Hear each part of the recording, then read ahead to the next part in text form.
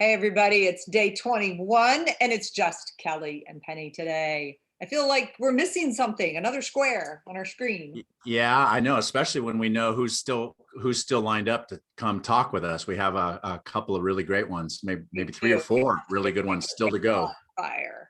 We like yesterday, I was just like, what? Slow down. Yeah, I went back and rewatched Ernest's interview yesterday. So much there. There is. What a champion for kids. And the one thing, if you haven't watched day 20 that you got to watch, is because you have to come away saying the amount of text choices, both reading and writing, that the college students at Notre Dame get has to make you rethink the amount of choice we're giving kids in high school. Well, I think it comes back to that idea that we've been playing with a lot, and that is, if our kids are not engaged, what's going on? And that makes us think, well, we were engaged as readers.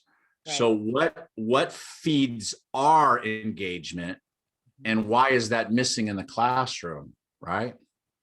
Right, because at least on my end, I was engaged outside of school. I was not engaged with school reading. And so I've learned a lot from that, just from being that kid. A very, very good reader, but I was not interested in what they gave me to read. So what'd you learn from that? Let's get into this a little bit. So how do we engage readers? How are you engaged? Well, see, the first thing was that I think I told you I went to high school early. So I was 13 as a freshman, and they handed me Pride and Prejudice, the first book I was going to read as a freshman. And, I was playing basketball. I couldn't care less about four girls who wanted to get married. I just thought it was like what the whole premise of the book was. And I also, it was this very quiet space. Somebody was the authority, my English teacher, and I, so hard to admit things like this, but I found out very quickly that I could just pretend I'd read it and tell him what he just said, and there was no harm, absolutely no harm. And so, we didn't have cliff notes or spark notes or any of that stuff. I just, like a lot of kids I've talked to, you kind of just figure out what's important. Well, I'd argue there was harm. It wasn't great harm, but although it didn't harm you because you grew up to be a tremendously prolific reader, but I think it does harm a lot of the kids. I mean, it's why, and both of us have taught a number of different grade levels, but when you look at the end of the K-12 finish line, how many kids come to us going, it's a task, it's something I would never do on my own. Yeah, so I think it's really interesting that today what we want to talk about is the meaningful writing that comes from reading. Because it isn't that we're not saying these things aren't, wow, really important, but like, what do they look like for readers like us? And I guess we're going to start with the one that I did on American Harvest, right? Sure. So I have been reading this book for my book club, which is going to be meeting soon. And Kelly talked about this book a few weeks ago. I read it, I think, pretty much in a day and a half because I was just lazing around reading, but I was also captivated by it. And like with most books that I love, I'm just constantly highlighting in my Kindle, and then even words. I just like things that interest me. And then sometimes there are things that I want to go back and write about. Like, I don't want to write about the pigs or like the rats of the subway. I just thought it was kind of interesting. But there are other things that I highlight that I want to write about. And so I looked at this passage. There's always something so physical about harmonizing, as though someone has taken your hand and you don't expect it. And there you are in meaningful contact with another person on a little path you have walked alone so many times before. I just love the way she captures that harmony allows you to join something. And so I started writing, and it actually became this in my notebook. And I'm just going to read you the reflection on it because it's about you and about something that we talked about with teaching. And I think that the bigger thing for me is that I wasn't writing this for you. All I was doing was taking the idea and going, I know what this is. And I feel like that's an authentic response to literature.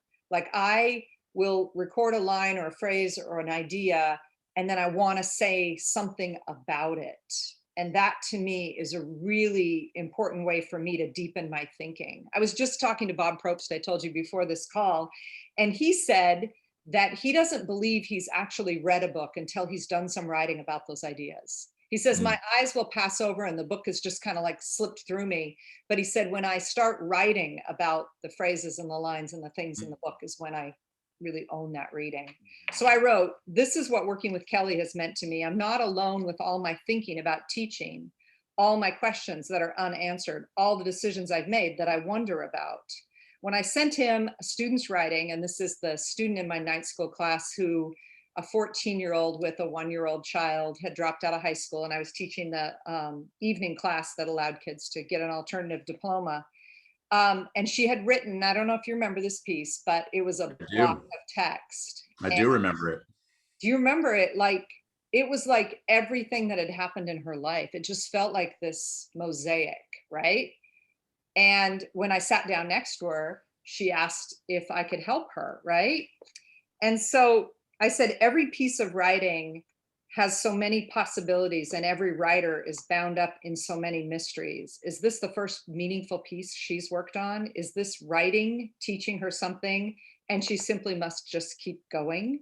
Have I interrupted that lesson by sitting down beside her?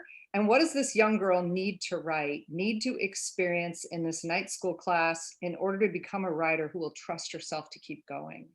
Right? All of those questions I not only don't know the answer to, but I want to know what you think, because then it's going to like give me some faith. It's too easy to look at what I'm doing with her as about this one piece of writing. We know we can take it over. Just let me do it for you. It's like learning to wrap a present, only the more skilled one takes the box from your hands, folds the corners, applies the tape, telling you how, and even showing you. But you just watch, and the present is lovely, but you never felt the paper or bent a corner. We have to resist the powerful urge to fix stuff and be done. Each piece of writing is just that, a mostly insignificant piece of writing in the life of a writer. It's just that, one piece. The writer develops through practice, wrapping their own presents, the different shapes that present new problems, and you have to imagine new solutions. Teachers take over simply because we're in a school environment that values products and performances as end games. You leave biology, you never have to think about it again. At least I didn't. Same with algebra or that unit on badminton they threw into mandatory PE. Wash your hands of the learning and move on. But writing offers a way of seeing everything. I wanted Sarah to write about her sweet son. She was watching him all the time. And those observations would be treasures to her always. But to give her the confidence to do that, I had to let go of fixing this piece. It was her life story, but it was also one she'd never finish. She would revise those big events again and again. And a teacher's job is to be a visionary. This is important. Keep writing it until you feel it's complete and are ready to let it go, and then come back to it maybe a year from now, and you'll see it differently. There might be gaps and empty spaces that need filling, and you'll write it again. That's what writers do, Sarah, and you're a writer. So what happened was that night that I sat down beside her, I looked at this jumble of text and I said to her, would it be okay if first I said, and I've got the words in here, this is a really important story to you, I can tell. This tells me so much about you. I know this matters. And she said, yeah. And I said, and I love this line, just that little nudge. And then I said, so I don't know what kind of help you want, but could I show you one thing? And she said, yeah. And so I just put I put the return key after every different subject, and it ended up looking, instead of a block, like a series of one, at the most 2 lines, this long series. And I said, because what we do in writing is we separate the big ideas, right? We say a lot about this thing. And I said, what I want you to do is to find a place where you have more to say and just say more about that one thing. And she was like, oh, I said, I would choose one you really care about. And she started writing. And when I looked over later, she had 2 big blocks. So she had still the line, but then she had these 2 big blocks of text. So she'd done it more than once. And what I wanted to know from you is, would you have done that? It felt a little intrusive. Would you have said, hey, what if we separate these ideas? Do you remember what you said? I said I came up with the exact same approach, that I would have done the exact same thing, that she had bled all this stuff together. Mhm. And the reason that felt like harmonizing with someone who I share the same kind of mission for writers, right? And so when I read that line in that book, I immediately saw that moment and thought, what teachers, I felt so isolated so many times in my teaching career. I taught in 7 states. I often was the new person there. And I just have so appreciated that I can send you a piece of writing and say, what would you do? And we can have a conversation. And somehow it emboldens me to keep going. So I'm not writing about the book.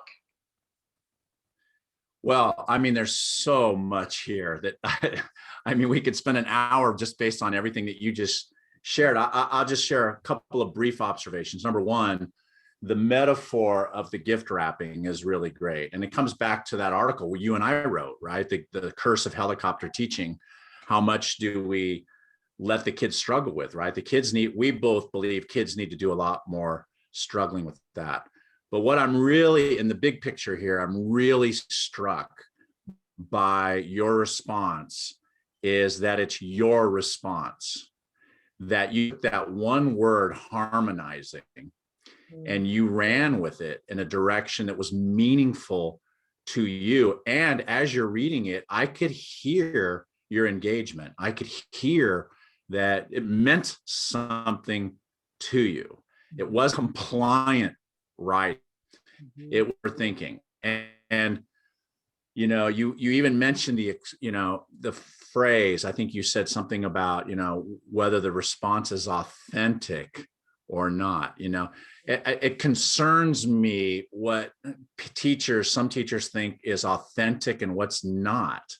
Right. Also reminds us of that time you and I went to a workshop with Sheridan Blau, and he had the whole room read a poem. And the only prompt he gave was something like, contribute to the discussion of this poem. Yeah. And everybody in the room wrote, and then he had everybody share, and then all the different ways people contribute. Some analyzed the author's style. Some did this, some did that, some did this, some did that. Some, like you, took a word and applied it to your own life and your own meaning. And Sheridan's point, and we actually use that anecdote in our new book that's coming out, but his thing was, all of these are authentic responses. But reading chapter 5 of American Harvest and answering the 5 questions is not an authentic response to that text. Well, and I think what teachers get afraid of is that they won't have covered all the things that are in that text, right? That my response is only about this one little line, doesn't even tell you about the scope of the book. But I think that the way we've used this kind of writing is having kids prepare to come to book club to talk. I was just going to say, you bring your line to 4 other students, they bring their lines, and now what do you have? A half an hour discussion that bridges into the book. It's how, and I think we said this the other day, we're both in book clubs. We don't come with a group of questions for our book clubs. When you read, I did the same thing when I read Writing Unbound, Tom Newkirk's book. I wanted to show him your notebook because it's incredible. No, really, I was just like, whoa. And I have just read it as well. Love this book. So Writing Unbound is this idea that fiction is undervalued, and kids should be writing fiction through high school, all the way through K-12. And when I finished writing it, I showed Penny these pages, right? That this is how I read the book. Nobody assigned this to me. But when I read the book, which is right here, by the way, I'm actually highlighting certain things, but I can't hold on to that thinking. So I'm writing it down. So I think there are 6 pages there, right? 2, 4, 6 pages of notes. And this isn't even my thinking. This is mine putting Tom's thinking down on paper so that I can approach it later, right? And thinking about all the things that he says there. And then eventually I'm going to, like you did, and we did not coordinate this. Right. But on my own, sitting here in my office, I said, you know what, I'm going to go back and start reading this, and I'm going to respond to something. And so I did. And the one piece that I responded to was this idea. I think it's the next slide, Penny. I know, but it's That, right here on your list. It bears remembering that in George Orwell's. oh, yeah, the lower left there, it bears remembering that in Orwell's 1984, everyone could read. It was writing that was forbidden. Now, when you wrote it there, did you think, damn, I want to write about that, or I want to think about that? Or did that Did. come later? Yeah. I did. In fact, I did. I wrote here, I taught that novel for 25 years, one of my favorite books in the whole wide world. Mhm. And I've never thought of that particular angle of it, right? That Big Brother will allow its citizens to read because it provides them with all the propaganda. But when you're writing, you're generating your own thinking. And I don't know, this is, you could ask me some minute question about Tom's, idea in chapter 9. I might not get that right, but I think I'm carrying the essence of Newkirk's book with me because of this process of trying to make sense of it. This is the kind of writing I do that makes sense. And this is the kind of writing that you do that makes sense. So this is why a lot in book clubs, we often ask kids to bring, 2 pages of their own thinking. You read these 60 pages, show up on Thursday, and you share with us what you're thinking. We're not saying never ask questions, but I think what we are saying is that we almost always begin with the students generating their own thinking first. Well, that question of like, what's worth talking about here is exactly what you have done, right? I love how the first line is, I've taught this novel for 25 plus years, never noticed this. Newkirk has a superpower. He takes something that is right in front of your nose and enables you to see it for the first time. But Mm-hmm. then you don't talk about him and you don't talk about the ideas in his book. You talk about what it means that Orwell doesn't let them write, which I love. It's like this intersection of 2 books. Right. And, and then I say it's important to note that I repeatedly made to my students, I want you to write so you discover where the act takes you, where it takes your thinking. Students come to me not understanding this. They think the reason to write is to answer the questions, but I want them to experience and internalize the joy of discovery that happens when we write. This leads me to something else I wonder about, something that Newkirk touches on. If reading fiction helps to build empathy, stamina, vocabulary, and cultural knowledge, wouldn't writing about what you're reading help to cement those qualities inside of you? It's a form of making sure that these qualities are authenticated, a way of gluing them inside us. The act requires a deeper internalization. You said it yourself. Like, how are you going to remember the stuff that you read, right? It has to be captured somewhere. I absolutely love the reflection you did there because it's there's not only the recognition that someone has let you see something again for the first time, but it wound right back into your teaching. This is why I tell students. And then you were coming out with these beautiful golden lines. And I felt like, for me, like when you mentioned the wrapping the present, that's something that like I'm trying to think in my mind, what is this like? It's like wrapping a present, that kind of thing where it just comes as you're writing. I'm certain that was happening in that reflection for you. Mm. The way that you presented it, like you would say it to kids. Yeah, and you know what? I could go back and write and write and write. I'm gonna, find time here, maybe once I get on an airplane again. But this line, writing is colonized, controlled by the literature curriculum.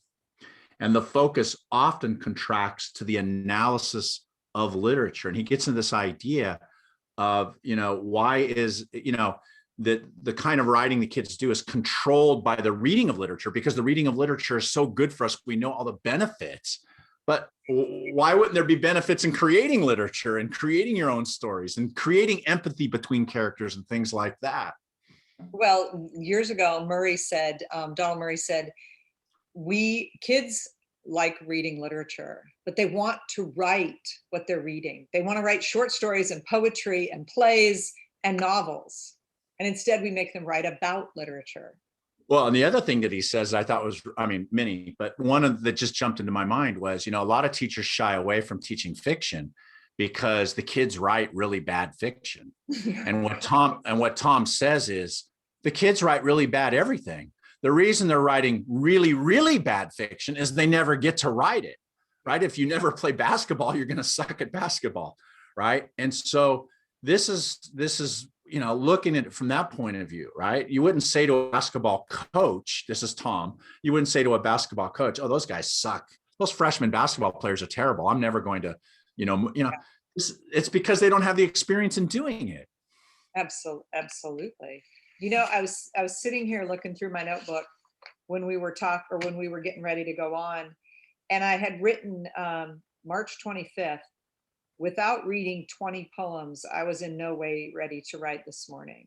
Language, story, truth wakes me up. And then I wrote, I think this happens in classrooms by having students read first. But what had I done? I had made this list of lines, like from this collection, which is a Canadian poet, not to confuse your joy with the roles scripted out for you. It's like, whoa, that is something I could write from. And then from this one, that's called Burning Sugar, she says, Dear Philando Castile, the line between traumatized and desensitized rushes up at me like when you fall off a swing and watch the grass zoom in on your face. Wow. Right? Wow. I just think that I like the idea that reading something provocative kind of wakes you up before you write, you know? It wakes me up to language and to, Yeah. you know, I can never write that well, but I know that it's like, oh, I like what they were doing with the words. I want to play. And of course I didn't do 20 poems of reading and writing before I went to school every day. This is the kind of work I do on the weekends, right? Well, I don't write that it comes long. back to the question we started with, and that is, how did we get this way? How did we become lifelong engaged readers? And I think anybody who's watching this should ask themselves that question. How did you become an engaged reader? What is it that moved you in that direction? And then how can you capture that and take it into your classroom? And also the secondary kind of question today would be, what's meaningful writing about the books you're reading? Like, as a person, when you just finished whatever book, what do you want to write about it? And what would be meaningful for you? Because the more we make writing an act of discovery and meaning, the more likely they'll repeat it. I don't know. It's a lot easier just to identify the central theme and give 3 reasons, though. That's a lot easier. Was that too sarcastic at the end of our I tell you though, talk? Kelly, the people who would bother to watch a video like this are not those people. Okay. They're not just going for the easy way out every time. All They're right. not. All right. I'm certain. Well, like I said, this is, I think, really something worth thinking about. You know, Penny and I, we just kind of came to this epiphany that we're doing a lot of the same kind of approaching, and we just thought we'd come in and share a little bit of that with you today. Yeah, and tomorrow is our special guest tomorrow, or is it Friday? It's Friday. Friday. So it's just us again tomorrow. We'll have to cook up a new topic, but until then, thanks everybody for joining us. Everybody. We'll see you then.